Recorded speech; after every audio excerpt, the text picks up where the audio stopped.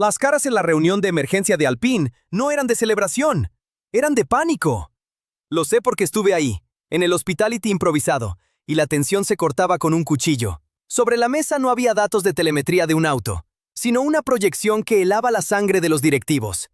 500,000 de personas. 500,000 almas listas para colapsar Buenos Aires por un roadshow que, en los papeles, debía ser una simple activación de marketing para su piloto de la academia, Franco Colapinto. Pero el verdadero terror no era logístico. No se trataba de la seguridad ni de los costos disparados. Lo que no se dijo en cámara, lo que ningún comunicado oficial mencionó, fue la conversación que realmente importaba: el apalancamiento contractual. Un analista junior, pálido, mostró una cifra que cambió todo. El Media Impact Value, el valor mediático del evento, había saltado de una proyección de $2 millones a más de 40. De repente, el gesto de buena voluntad se había transformado en un arma política. ¿Cómo se llegó a esto? ¿Cómo una idea nacida en una fría oficina de Enstone para generar un quick win de marketing se convirtió en un monstruo que le otorgaba a su piloto junior un poder de negociación sin precedentes? Alpine quería una foto, una historia de bajo costo. Pero Argentina le respondió con una demostración de fuerza que sacudió a toda la Fórmula 1. A continuación, les voy a contar la anatomía de este pánico corporativo. El paso a paso de cómo este evento cambió para siempre el futuro de Franco Colapinto. Para entender la magnitud del pánico en Alpine, primero hay que entender la atmósfera de desesperación que se respiraba en Enstone semanas antes. La temporada era un purgatorio. El coche, el A524, no era un desastre total, pero su mediocridad era casi más insultante. Flotaba en la mitad de tabla, Arañando puntos con suerte, pero a una galaxia de distancia de los podios que el grupo Renault exigía para justificar su multimillonaria inversión. Cada carrera sin un resultado contundente era otra vuelta de tuerca en la presión que llegaba desde la cúpula directiva en Francia. Se necesitaba una victoria, no importaba si era en la pista o en los medios. El problema no era solo técnico. El equipo era un barco sin un capitán claro, todavía sufriendo los fantasmas de las reestructuraciones pasadas. Las salidas de Otmar Szafnauer, Alan Permane y Pat Fry habían dejado un vacío de poder y una cultura de desconfianza. Los nuevos directivos intentaban imponer su autoridad, pero lo hacían con la torpeza de quien no entiende el alma de un equipo de carreras. En este caos, las decisiones se tomaban de forma reactiva, buscando soluciones a corto plazo. La idea del roadshow en Buenos Aires No nació de una estrategia a largo plazo, sino de la necesidad urgente de generar una noticia positiva, un titular que distrajera de la falta de rendimiento en el asfalto. Y luego estaban los pilotos. Pierre Gasly y Esteban Ocon, dos talentos franceses de primer nivel, atrapados en una rivalidad interna que a menudo restaba más de lo que sumaba. Ambos representaban el presente de Alpine, un presente caro y estancado. Cumplían, pero no maravillaban. Sus batallas en pista a veces eran más noticia que sus resultados. Para la junta directiva de Renault, eran dos activos de alto costo con un retorno de la inversión que estaba en rojo. Hacía falta una nueva narrativa, una historia de futuro que generara ilusión y, sobre todo, que fuera más barata. Necesitaban un héroe en construcción, no dos estrellas frustradas. Ahí es donde entraba Franco Colapinto en la ecuación, pero no como un piloto, sino como un activo estratégico. Para el departamento de marketing de Alpine, Franco era la llave maestra para desbloquear el mercado latinoamericano, una región con millones de fanáticos huérfanos de un ídolo local en la Fórmula 1. Lo veían en sus hojas de cálculo. Un piloto argentino con potencial podía multiplicar el engagement, atraer patrocinadores regionales y vender merchandising a una escala que no podían ni soñar con sus pilotos actuales. Era un asset demográfico, una herramienta para explotar un nicho de mercado virgen. El roadshow no era para él, era para usarlo a él. En ese preciso momento, sus managers estaban en plenas negociaciones contractuales. Y lo que Alpine tenía sobre la mesa era el manual estándar para un piloto de academia, un camino largo y precario. La oferta, según me contaron fuentes muy cercanas, era seguir un año más en Fórmula 2, quizás un rol de reserva con incontables horas de simulador y la vaga promesa de un asiento en 2026, si se daban las condiciones. Tenían todo el poder. La narrativa era clara. Deberías estar agradecido. Te estamos dando una oportunidad. Esperaban que aceptara con la cabeza gacha, como tantos otros antes que él. En una de esas frías oficinas de Enstone, un joven ejecutivo de marketing presentó la propuesta del roadshow. Lo sé porque vi una copia de ese PowerPoint. El título era Project Tango. Las proyecciones eran conservadoras, casi insultantes. Un trazado de 2 kilómetros por Palermo, una convocatoria estimada de 20.000 a 30.000 personas y un Media Impact Value proyectado de $2 millones. Sobre el papel, era la jugada perfecta. Bajo costo, alto impacto emocional localizado, y un gesto que mantenía a su activo, junior, motivado y bajo control. Una activación de manual, sin riesgos aparentes. Contenido fácil para redes sociales. Pero lo que sus modelos de datos no podían medir, lo que ninguna hoja de cálculo de Excel podía cuantificar, era la sed. La sed de un país entero que no veía a uno de los suyos en la Fórmula 1 desde hacía más de 2 décadas. Midieron el número de seguidores en Instagram, las suscripciones a F1 TV, pero se olvidaron de medir el orgullo. Subestimaron la pasión de un pueblo que convierte a sus deportistas en dioses. Creyeron que era un evento de nicho para fanáticos hardcore, y no entendieron que estaban llevando un fósforo encendido al corazón de una hoguera emocional que llevaba 20 años esperando una chispa. Así que el escenario estaba servido. Un equipo de Fórmula 1 contra las cuerdas, presionado por su propia mediocridad. Una cúpula directiva en pánico, tomando decisiones desesperadas. Un piloto junior siendo tratado como una herramienta de marketing en una negociación contractual completamente desigual. Y un plan brillante en la teoría, pero basado en una ignorancia casi arrogante de la cultura y la pasión del país al que se dirigían. ¿Qué podía salir mal al mezclar la fría lógica corporativa de Enstone con el fuego de la pasión argentina? La primera ficha del dominó cayó con un ruido sordo, casi imperceptible.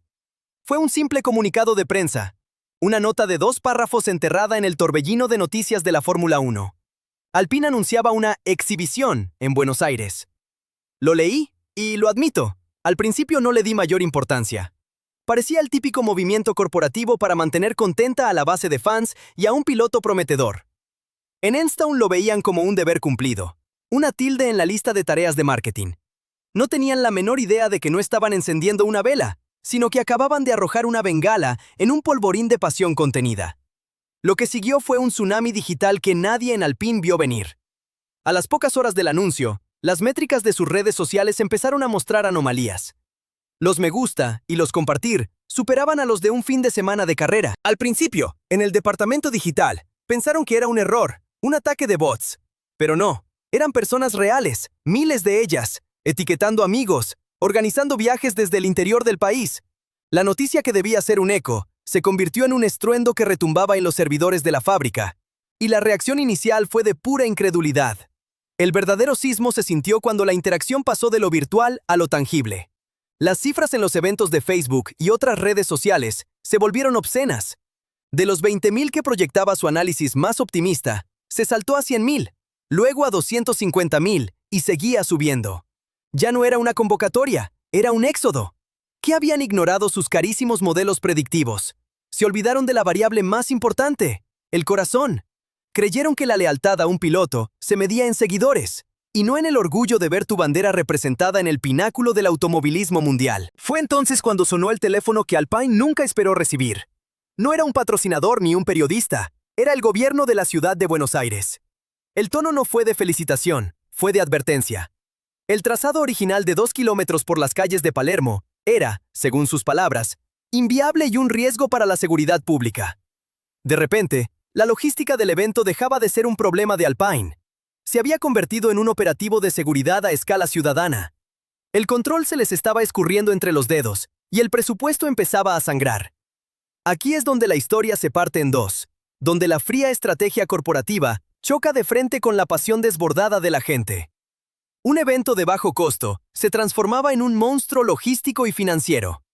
El equipo, acostumbrado a controlar cada variable en un circuito, ahora estaba a merced de permisos municipales, operativos policiales y una multitud impredecible. ¿Fue una falta de visión garrafal o el nacimiento de una leyenda? Contame en los comentarios qué pensás vos, ¿la soberbia de un equipo o la fuerza de un pueblo? Lo que sé es que en ese momento, la palabra roadshow dejó de pronunciarse con entusiasmo y empezó a sonar como una crisis. Y la crisis explotó en una reunión de emergencia en el Hospitality. Estuve cerca, y la atmósfera era fúnebre. Un analista junior, con la cara desencajada, proyectó la cifra que lo cambió todo. 500.000 de personas. Pero inmediatamente después, mostró otra diapositiva. Era el Media Impact Value estimado, más de $40 millones. Se hizo un silencio sepulcral. En ese instante, ocurrió la microreversión. El problema ya no era logístico, Acababan de darse cuenta de que habían creado, por accidente, un evento mediático más grande que algunos grandes premios, y se lo habían regalado a un piloto al que estaban tratando de mantener a raya en una negociación contractual. El poder acababa de cambiar de manos de la forma más brutal posible. Horas antes, los representantes de Franco Colapinto estaban peleando por migajas, un rol de reserva más activo, algunas sesiones de FP1, la promesa de un asiento en 2026. Ahora, tenían el equivalente a un patrocinador principal de un año en sus manos. El argumento ya no era, Franco tiene talento, sino, Franco tiene un mercado de 40 millones de dólares detrás de él, y aquí está la prueba. Alpine, que creía estar haciendo un favor, de repente se encontró con que había contraído una deuda simbólica y política impagable. La onda expansiva no tardó en llegar a la cúpula de Renault en Francia. Para ellos, la Fórmula 1 es una línea en un balance financiero. Y esa cifra, 40 millones, no es un valor mediático, es un activo tangible. La presión sobre la dirección del equipo de F1 se duplicó. Ya no solo tenían que lidiar con la mediocridad en la pista, sino que ahora habían generado una anomalía política y de marketing que no sabían cómo gestionar. La pregunta que bajaba desde la junta directiva era simple y letal. ¿Quién autorizó esto y cómo piensan controlarlo? Ya no era un problema de carreras, era un problema corporativo de alto nivel. Mientras tanto, en el paddock, el rumor se esparció como fuego. Lo que había sido una noticia menor, ahora era el tema de conversación en cada motorhome. Los directores de otros equipos, que hasta ayer veían a Colapinto como uno más de la camada de la F2, empezaron a hacer sus propios cálculos. No veían solo a un piloto, veían a un fenómeno comercial capaz de movilizar a un país entero. Alpine no solo había perdido el control de su piloto, sino que acababa de ponerlo en el escaparate para que todos sus rivales vieran el precio real de su nueva joya. La torpeza se había convertido en una vitrina. Escúchame bien, todo lo que ves acá, las filtraciones, los datos secretos, las bombas del paddock que ningún medio oficial se atreve a contar, no llega sola. Hay horas detrás de cada video, contactos, análisis, noches largas mirando telemetría mientras el resto duerme. Si llegaste hasta acá, ya sos parte de esto, ya sos del paddock. Y si querés ir un nivel más arriba, apoyar de verdad para que Pit Lane Insider siga siendo la fuente más afilada de la Fórmula 1 en español, abajo de este video vas a ver cómo hacerte miembro del canal. No es solo un botón, es tu lugar en el box. Nos vemos adentro. Así, la tensión quedó suspendida en el aire, más densa que la humedad de Singapur. El evento aún no había ocurrido, pero sus consecuencias ya eran un terremoto. Alpine estaba atrapado en su propia trampa. Cancelar el roadshow significaría un desastre de relaciones públicas de proporciones épicas y una humillación global. Seguir adelante significaba entregarle a Franco Colapinto y a su gente un poder de negociación que ningún piloto junior había tenido jamás en la historia moderna de la Fórmula 1. ¿Qué era peor? ¿El pánico a la multitud o el pánico a la firma de un nuevo contrato? Y entonces, llegamos al corazón de la bestia, al dato que convierte una crisis logística en una guerra de poder interna. Porque lo que les voy a contar ahora no lo van a leer en ningún comunicado de prensa de Alpine. Esto es lo que se discutió a puertas cerradas, con los teléfonos apagados y las caras largas. La verdadera razón del pánico no eran las 500,000 personas en la calle, sino una cifra en una pantalla que valía más que el chasis del auto de este año. Esto es lo que nadie quiso que se supiera. Lo sé por una fuente que estuvo en esa sala, alguien que vio el color drenarse del rostro de los ejecutivos. El tema central de esa reunión de emergencia no fue la seguridad, ni los costos, ni el trazado. La palabra que flotaba en el aire, cargada de veneno, era apalancamiento contractual. Acababan de darse cuenta de que no habían organizado un evento para su piloto, sino que le habían entregado el arma más poderosa posible en medio de una renegociación. Habían financiado su propia emboscada política.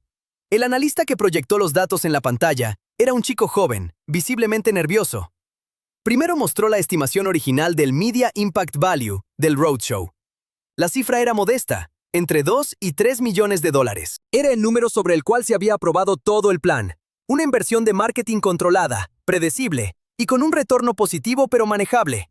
Era la justificación para un gesto de buena voluntad que mantenía al piloto contento y a la cúpula en Francia satisfecha. Un número seguro, un número de oficina. Pero entonces, con un clic que resonó como un disparo en el silencio de la sala, apareció la nueva diapositiva. La proyección actualizada del MIV, basada en el tsunami de interacción digital y la cobertura mediática que ya se estaba generando, superaba los 40 millones de dólares. Lo repito para que se entienda la magnitud. 40 millones. La telemetría que estaban viendo no era de un coche, era de un mercado desbocado. Y el silencio que siguió no fue de asombro, fue de puro y absoluto terror corporativo. ¿Cómo habían cometido semejante error de cálculo? Para que tomen dimensión, 40 millones de dólares es lo que paga un patrocinador principal por estampar su logo en el costado de un coche durante toda una temporada. Es una cifra que te consigue una silla en la junta directiva del grupo Renault, no solo un asiento en un monoplaza. Alpine no acababa de organizar una exhibición, acababa de crear, de la nada, un activo financiero con el nombre de Franco Colapinto, y se lo había regalado. El valor de su piloto se había multiplicado por 10 en 48 horas, y ellos mismos habían pagado por ello. La llamada desde la sede de Renault en Boulogne-Billancourt, según me cuentan, no tardó ni media hora en llegar. Y la pregunta no fue sobre la seguridad de los fans. La pregunta, cargada de furia, fue: ¿cómo es posible que le hayamos dado a un piloto de la academia un poder de negociación equivalente al de un sponsor principal? ¿Quién autorizó esta locura? El problema dejó de ser del equipo de Fórmula 1 para convertirse en un incendio a nivel del directorio del grupo automotriz. Ya no era sobre carreras, era sobre dinero y poder. Esto reventó la mesa de negociación del contrato de Franco. La oferta inicial de Alpine, que consistía en mantenerlo en Fórmula 2 un año más, con la vaga promesa de un asiento en 2026, se convirtió instantáneamente en papel mojado. Los managers de Colapinto ya no tenían que pedir, ahora podían exigir. El argumento ya no era el talento del piloto, sino el mercado de 40 millones que llevaba a sus espaldas. ¿Cómo le negas un asiento a alguien que te acaba de demostrar que puede generar más valor mediático que la mitad de la parrilla? Y la onda expansiva se sintió en todo el paddock. Lo que era un rumor se convirtió en un hecho. Los directores de otros equipos, que siempre andan con la calculadora en la mano, empezaron a ver a Colapinto con otros ojos. Ya no era solo un argentino rápido, era un fenómeno comercial. De repente, las llamadas que recibían los managers de Franco no eran solo de Enstone. Alpine, en su intento de usar a su piloto, lo único que logró fue ponerlo en la vidriera para que sus rivales más acérrimos vieran el precio y el potencial. Así, Alpine quedó atrapado en su propia jaula de oro. Cancelar el evento era admitir la derrota y provocar una pesadilla de relaciones públicas. Seguir adelante era coronar a su propio problema, financiar la demostración de fuerza que lo convertía en una de las piezas más codiciadas del mercado de pilotos. El Roadshow de Buenos Aires dejó de ser una fiesta para los fans. Se transformó en el acto de negociación más grande, ruidoso y caro de la historia reciente de la Fórmula 1. Y lo más increíble es que Alpine pagó por todo. La resaca del evento en Enstone no fue de champán, fue de ibuprofeno y reuniones de emergencia que se extendieron hasta la madrugada. El contrato que estaba sobre la mesa de negociación, ese que ofrecía un año más de F2 y una vaga promesa, fue simbólicamente triturado. El nuevo documento que se está redactando ahora no lo escribe Alpine, lo dictan las cifras del Roadshow. Franco Colapinto ya no es un piloto pidiendo una oportunidad, es un activo que exige un retorno de la inversión. La conversación ya no es sobre si merece un asiento, sino sobre cuál de los dos asientos actuales, el de Gasly o el de Ocon, va a ocupar y cuándo. Alpine, que quería controlar el futuro de su piloto, ahora es prisionero de un éxito que no supo prever y que lo obliga a acelerar sus planes de una forma que jamás imaginó. Pero el temblor no se limitó a Enstone. La onda expansiva recorrió todo el paddock y llegó hasta las oficinas de Liberty Media. Lo que Buenos Aires demostró no es solo el poder de un piloto, sino la fuerza de un mercado que la Fórmula 1 ha ignorado durante demasiado tiempo. Este evento es una bofetada a la visión eurocéntrica del deporte. ¿Por qué arriesgarse con un gran premio en un circuito nuevo y desconocido, cuando tenés 500.000 de personas dispuestas a colapsar una capital por una simple exhibición?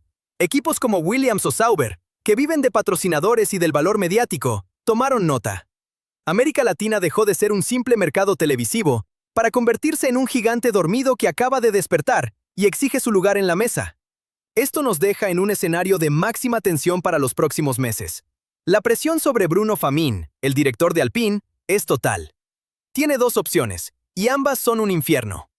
La primera es cumplir con la demanda implícita del Roadshow, subir a Colapinto a un asiento titular en 2025, lo que significaría romper el contrato o no renovar a un piloto francés de primer nivel como Gasly u Ocon, desatando una guerra civil en el equipo. La segunda es intentar demorarlo, arriesgándose a que un rival, con los 40 millones de MIB en la mano, le haga una oferta que no pueda rechazar.